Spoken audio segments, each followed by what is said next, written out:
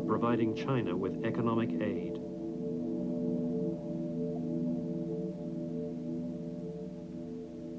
Although the Western world believed China and the Soviet Union were firmly united, Salisbury was convinced that Mao's distrust and dislike for Stalin had grown.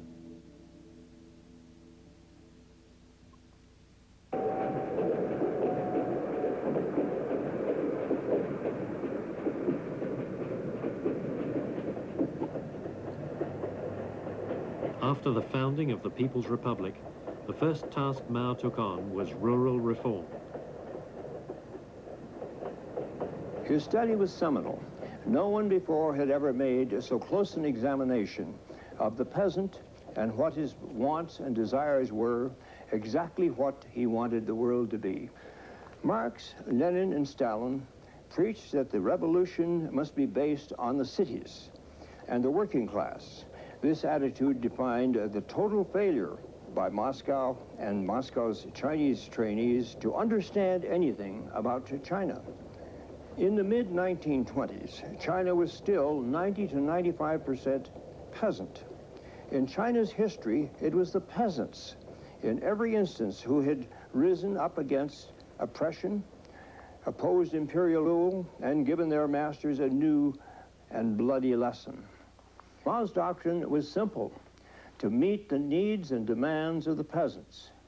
Freedom from the moneylenders, freedom from the landlords who had sweated and oppressed them, the elimination of the landlords from China. Jintang, Sichuan province. Here, in the early stages of the revolution, distribution of land to peasants was carried out according to the land reform law Mao had proclaimed in 1950. It was a typical Chinese village where the landlords, who formed only 10% of the total population, had owned 90% of the land. Zheng Ronghai, farmer. When the new China came into being, he was a poor peasant who scarcely had any land of his own.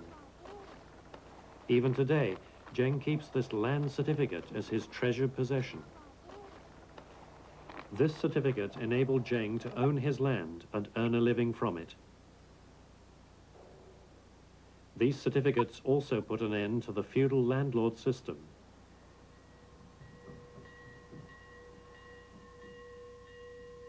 It was an unexpectedly difficult task to enforce land reform in this vast territory.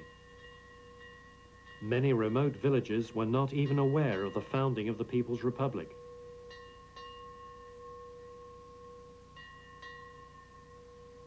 The Great Land Reform, a documentary film which focused on Jintang, begins with scenes of the arrival of propaganda and organizing teams trained at party headquarters.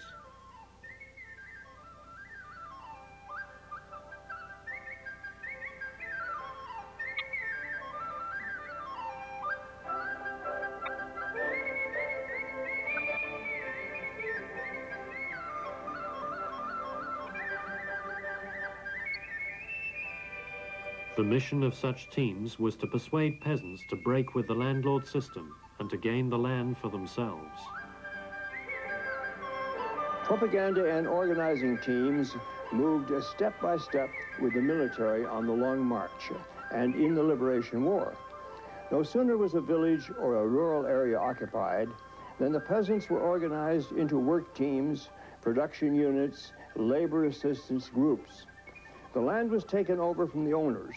With the aid and encouragement of party workers, the peasants relentlessly rooted out landlords, their families, and henchmen. There was no mercy for the owning class. The concept of a good landlord was not recognized. Mao's vision, as presented in the report, was clear, precise, and accurate. He said, "In a very short time, several 100 million peasants will rise like a storm, like a hurricane, a force so swift and violent that no power, however great, will be able to hold it at bay. Do not," he exhorted, "worry about excess or mistakes in the heat of battle." Mao wrote, "A revolution is not a dinner party. or writing an essay, or painting a picture, or doing embroidery.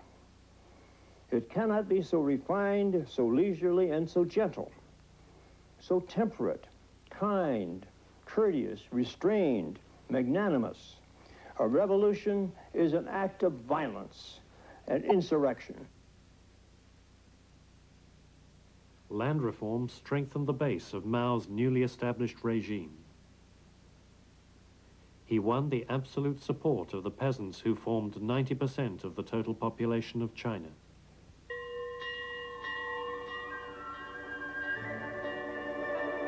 The Great Land Reform depicts in detail the process of land redistribution.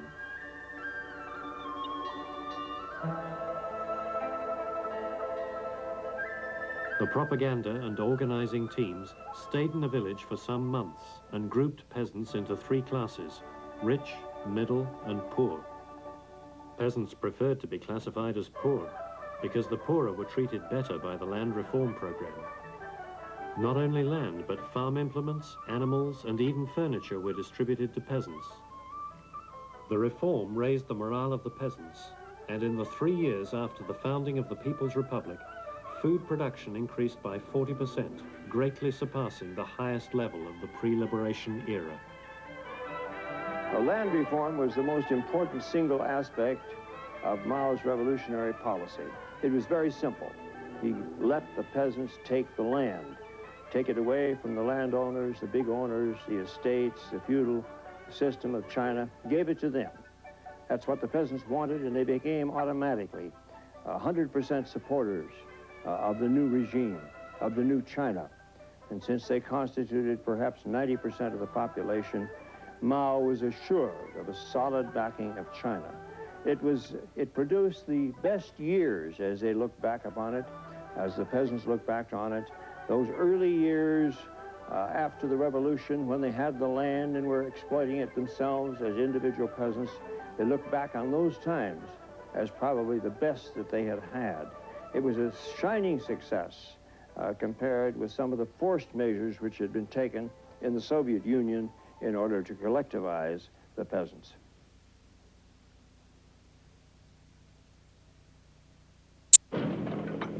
In October of 1950, China participated in the Korean War, although it greatly affected domestic stability.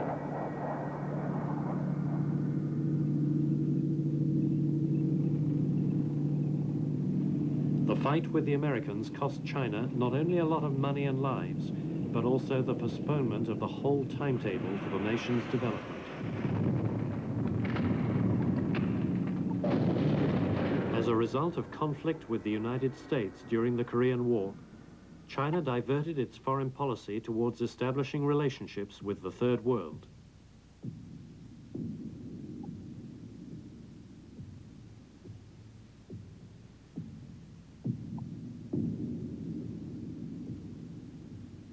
Zhou Enlai made a strong impression on the world stage with his extraordinary diplomatic skills at the Geneva Conference.